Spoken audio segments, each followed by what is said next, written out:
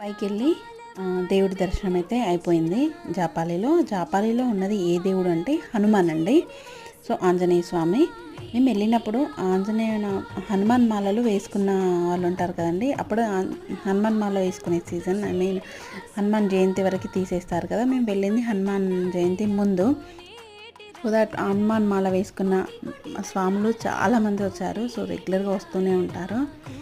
ఈ విధంగా మేము దర్శనం అయిపోయిన తర్వాత కొబ్బరి చిప్ప తినుకుంటూ అక్కడ కూర్చున్నాము. ఈ కిందికి వెళ్ళే క్రమంలో మేము ఒక 4-5 చోట్ల ఆగి అక్కడ కూర్చొని వెళ్తున్నామండి. అక్కడ నుండి లేవాలనిపించట్లేదు.